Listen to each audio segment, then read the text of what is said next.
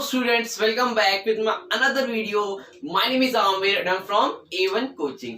तो students, last video में हम लोगों ने अपना इन्फ्लेशन चैप्टर स्टार्ट किया था और उसमें हम लोगों ने मीनिंग ऑफ इन्फ्लेशन देखा था, अच्छे से समझा था कि इन्फ्लेशन क्या होता है। उसके अलावा हम लोगों ने देखा था कि इन्फ्लेशन क्यों आता है, क्यों महंगाई बढ़ती है, तो उसके दो रीजन थे, वो भी देखा था, डिमांड पुल इन्फ्लेशन और कॉस्ट पुश इन्फ्लेशन। ये दोनों भी देख लिया था और आई थिंक वहां तक आप लोगों को समझ में आ गया था।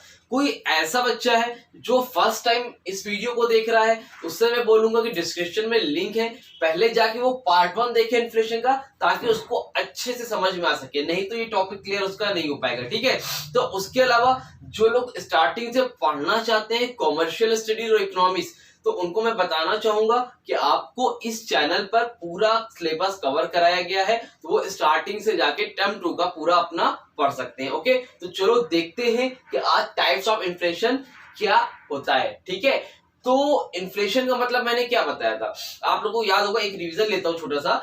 इन्फ्लेशन का मतलब था जब किसी प्रोडक्ट का, किसी का मतलब मैक्सिमम प्रोडक्ट, जब किसी कंट्री में मैक्सिमम प्रोडक्ट, ये कोई एक प्रोडक्ट की बात हो रही है, जब ढेर सारे प्रोडक्ट, चाहे वो आलू हो, ठीक है, राइस हो, वीट हो, पेट्रोल हो, ये मार्कर हो, मतलब हर चीज में, मैक्सिमम प्रोडक्ट्स में कंटिन्यूअसली प्राइस इंक्रीज हो रहा है। कंटिन्यूअसली प्राइस क्या हो रहा है, इंक्रीज हो रहा है, डेट मीन्स बढ़ रहा है और एक लंबे समय तक बढ़ता ही जा रहा है। तो ऐसी चीजों को हम लोग क्या बोलते हैं, इन्फ्लेशन। तो ऐसी सिचुएशन को हम क्या बोलते हैं, इन्फ्लेशन, जब कंटिन्यूअसली प्राइस प्रोडक्ट में, कमोडिटी में इंक्रीज होता जाता है और हमारी जो परचेजिंग पावर होती है, जो वैल्यू ऑफ मनी होती है, वो कम होती जाती है। ऐसी सिचुएशन को हम लोग क्या बोलते हैं, इन्फ्लेशन बोलते हैं। क्लियर, समझ में आ गया? तो यहां तक तो ये तो हम लोगों ने देख लिया था।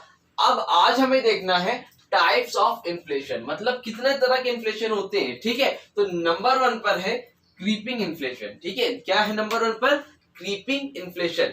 क्रीपिंग का मतलब सोचते हो, एक होता है ना क्रीपर, कीड़ा जो होता है, जो रेंगने वाला कीड़ा होता है, जमीन पर धीरे धीरे रेंग के चलता है। ठीक है, स्नेल जो होता है स्लोली स्लोली एकदम चलता है। तो ऐसा इन्फ्लेशन जो कि क्रीपर की तरह, मतलब एक रेंगने वाले कीड़े की तरह धीरे धीरे धीरे महंगाई बढ़ती है, मतलब जो कि ना के बराबर होती है। तो ऐसे इन्फ्लेशन को हम लोग क्या बोलते हैं, क्रीपिंग इन्फ्लेशन। तो ऐसा इन्फ्लेशन जिसमें 0 से 3% पर एनम, एक साल में 0 से 3% दर की के हिसाब से महंगाई बढ़ती है, इन्फ्लेशन इंक्रीज होता है।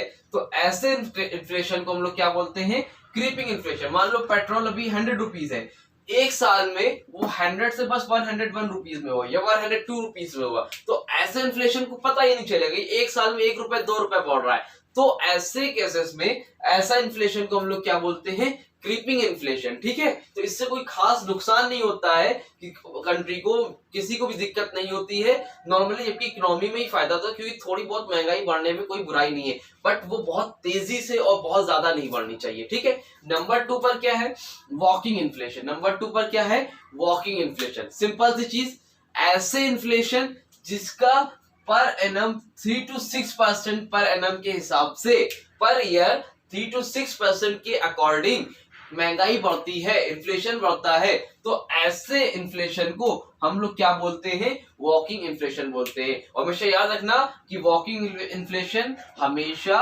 सिंगल डिजिट में होता है। किस में होता है, सिंगल डिजिट में होता है, कभी भी डबल डिजिट में नहीं होता है। बट ये क्या होता है, वार्निंग अलार्म होता है। क्या होता है, वार्निंग अलार्म होता है गवर्नमेंट के लिए कि भाई महंगाई बढ़ रही है, तो मेजर लो और किसी तरह इसको बढ़ने से रोको। ये एक अलार्म है, भाई जाग जाओ, इन्फ्लेशन बढ़ने वाला है। अगर अभी नहीं कंट्रोल हुआ तो वो आगे बढ़ते बढ़ते कहां पहुंच जाएगा, रनिंग में या हाइपर इन्फ्लेशन में कन्वर्ट हो जाएगा। तो इसको हम लोग वार्निंग अलार्म बोलते हैं। ठीक है, तो वॉकिंग इन्फ्लेशन, जिसका ऐसा इन्फ्लेशन जिसमें 3 to 6% पर एनम के हिसाब से क्या होता है, इन्फ्लेशन इंक्रीज होता है। ठीक, थर्ड पॉइंट पर है रनिंग इन्फ्लेशन। रनिंग इन्फ्लेशन क्या होता है भाई, रनिंग इन्फ्लेशन ऐसे इन्फ्लेशन को बोलते हैं जिसमें 10 to 20% पर एनम के अकॉर्डिंग, ठीक है, महंगाई बढ़ती है, जिसमें 10 to 20% के हिसाब से। सिंपल, तो ऐसे इन्फ्लेशन को हम लोग क्या बोलते हैं, रनिंग इन्फ्लेशन। इसमें क्या होता है, जो मिडिल क्लास के लोग होते हैं या फिर जो पुअर होते हैं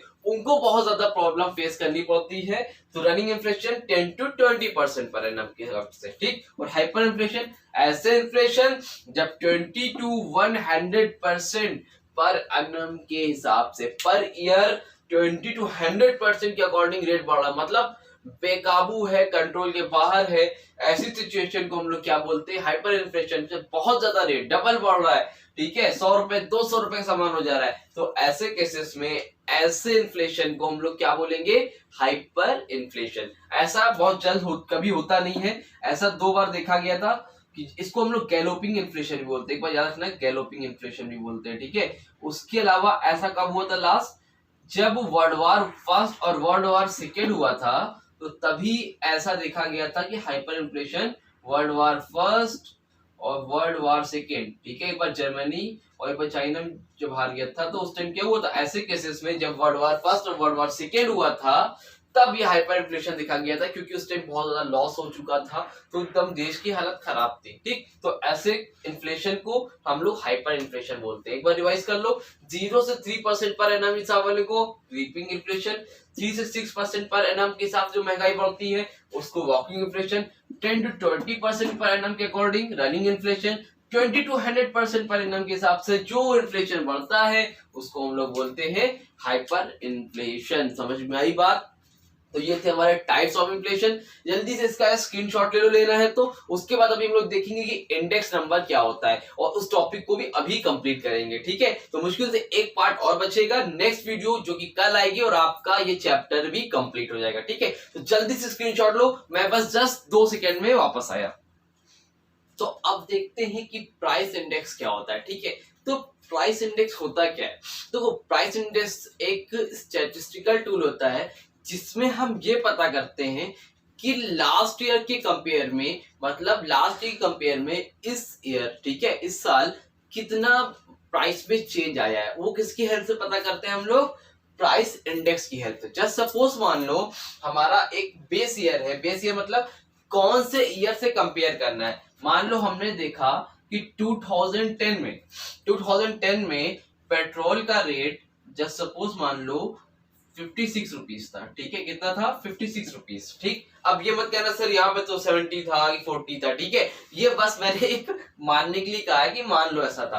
अब मैं कंपेयर कर रहा हूँ 2022 से, ठीक है। तो 2020 में अभी प्राइस कितना हो गया है, 103 रुपीज हो गया मेरे यहाँ, तो ठीक है। अब आप लोग क्या क्या है, अलग अलग स्टेट में अलग अलग प्राइस है, ठीक। तो कंपेयर करेंगे 2010 से 2022 का, तो क्या चेंज आया, कितने परसेंट इन्फ्लेशन बढ़ा है। तो किसकी हेल्प से हम लोग पता करेंगे, वो हेल्प कौन करता है, हमारी प्राइस इंडेक्स। तो जब हमें अपने बेस ईयर से, मतलब जिस ईयर से कंपेयर करना है, 2020 में क्या महंगाई थी, ठीक है, आलू कितने रुपए रेट मिल रहा था, आज आलू कितने रुपए, उसमें कितनी महंगाई आई है। तो ये सारी चीजों का कंपेयर हम किससे करते हैं, with the help of price index. Okay, तो समझ में आया कि प्राइस इंडेक्स क्या होता है, क्लियर है। तो एक बार देख लो क्या लिखा है, price index is a statistical tool. कैसा टूल होता है, स्टैटिस्टिकल टूल होता है that measures the average change. क्या मेजर करता है, average change in prices of goods and services. मतलब जो भी चेंज आ रहा है किसमें, गुड्स और सर्विसेज में, over a period of time. मैंने बोला ना 2010 में कितना था, 2022 में कितना है। तो जो एवरेज चेंज आ रहा है कंपेयर करने पे, उसको हम लोग क्या बोलते हैं, प्राइस इंडेक्स। तो हम लोग प्राइस इंडेक्स की हेल्प से पता लगा पाते हैं कि लास्ट ईयर के कंपेयर में इस साल महंगाई में, इन्फ्लेशन में कितना इंक्रीज हुआ है। इसको हम लोग क्या बोलते हैं, प्राइस इंडेक्स। क्लियर, समझ में आ गया। अब 2 तरह के इंडेक्स होते हैं, एक होता है होलसेल प्राइस इंडेक्स और एक होता है कंज्यूमर प्राइस इंडेक्स, ठीक है। तो होलसेल प्राइस इंडेक्स क्या होता है सर, अरे एकदम सिंपल है। प्राइस इंडेक्स का मतलब तो पता चल गया कि कंपेयर करना बेस ईयर से करंट ईयर का। अब भाई होलसेल प्राइस इंडेक्स का मतलब होता है कि एक होलसेल प्राइस होता है, कंज्यूमर प्राइस होता है। कंज्यूमर प्राइस को हम लोग रिटेल प्राइस भी बोलते हैं। क्या बोलते हैं, रिटेल प्राइस भी बोलते हैं। होलसेलर समझते हो कि नहीं समझते हो, जो बल्क में सामान बेचता है, जो क्वांटिटी मतलब इकट्ठा सामान बेचता है, उसको हम लोग क्या बोलते हैं, होलसेलर बोलते हैं। और होलसेलर जो होता है वो डायरेक्टली कंज्यूमर को सामान नहीं बेचता है, ठीक है। देखो, एक होता है मैन्युफैक्चरर, समझ लो एक बार इसको, होलसेलर पहले समझ लो। एक होता है मैन्युफैक्चरर, उसके नीचे होता है होलसेलर, ठीक है। होलसेलर के नीचे होता है रिटेलर, और रिटेलर के नीचे होता है कस्टमर। तो कभी भी होलसेलर, दिख रहा है कि नहीं दिख रहा है, समझ में नहीं आ रहा है, मैं भी दिख रहा हूँ, ठीक है, नहीं मैं बोल दे रहा हूँ, समझ लेना। होलसेलर कभी भी कस्टमर को डायरेक्टली सामान नहीं बेचता, वो अदर बात है, किसी की जान पहचान है, किसी ने जाके सामान ले लिया, बट मोस्टली होलसेलर किसको सामान देता है, रिटेलर को देता है। रिटेलर इसको देता है, कस्टमर को देता है, ठीक है। तो यहाँ पर बात हो रही है होलसेल प्राइस इंडेक्स की। तो जो होलसेल में सामान बिकता है, तो हमें अगर पता करना हो कि होलसेल प्राइस में क्या चेंज आया, मतलब होलसेल प्राइस में कोई सामान 50 रुपए का था, आज वो 70 रुपीज का हुआ, तो जब हमें होलसेल रेट पता करना होगा कि होलसेल रेट में कमोडिटी के प्राइस में क्या चेंज आया है, उसको हम लोग क्या बोलते हैं, होलसेल प्राइस इंडेक्स। और कंज्यूमर प्राइस इंडेक्स सेम उसका अपोजिट, कि जो कस्टमर सामान खरीदता है, गुड्स एंड सर्विसेज लेता है, तो उसमें क्या चेंज आया है कंपेयर करने पे, उसको हम लोग क्या बोलते हैं, consumer price index. Retail price में चेंज का पता करना हो तो किसकी हेल्प से, कंज्यूमर प्राइस इंडेक्स की हेल्प से। और होलसेल प्राइस इंडेक्स को पता करना, होलसेल रेट में क्या चेंज आया है, वो होलसेल प्राइस इंडेक्स की हेल्प से। तो कुछ लिखा हुआ है, एक बार समझ लेता हूं, ठीक है, इसको भी। तो होलसेल प्राइस इंडेक्स में लिखा है, wholesale price index measures the average change in price of commodities in the wholesale market। तो होलसेल मार्केट में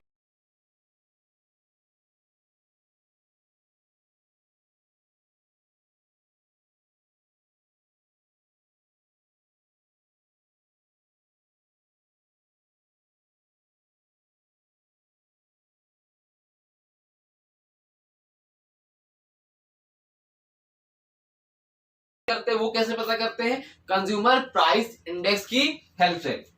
तो consumer price index measures the average change in prices. Average change क्या आया है prices में, paid by the consumer, consumer के द्वारा जो चेंज पेड किया जाता है, किसके लिए, for goods and services consume by them. तो जो सर्विसेज और गुड्स कंज्यूम कर रहे हैं कस्टमर, तो उसमें क्या चेंज आया major, in the current year as compare to the base year. तो मतलब करंट ईयर से कंपेयर करेंगे, बेस ईयर क्या होता है, जिस ईयर से आप कंपेयर कर रहे हो। बेस ईयर मतलब मान लो मेरा 2022 चल रहा है, मैं कंपेयर करना चाहता हूँ 2016 से, तो 2016 क्या हो गया मेरा बेस ईयर। तो जब कस्टमर के प्राइस में जो रेट में चेंज आता है, उसको हम लोग कंज्यूमर प्राइस इंडेक्स बोलते हैं।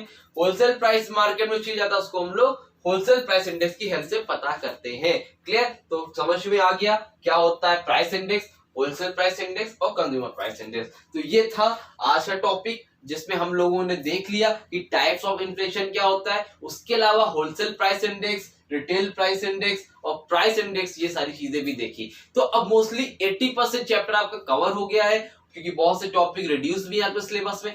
मोस्टली 20% सिलेबस बचा है, मे बी मैं कल वीडियो आएगी और इन्फ्लेशन चैप्टर भी आपका कंप्लीट हो जाएगा, ठीक है। तो उसके एक चैप्टर बचा है, वो भी मैं 2 से 3 दिन में कंप्लीट करवा दूंगा। बट आप लोग अच्छे से पढ़ो भाई, अब पढ़ने का वक्त आ गया है।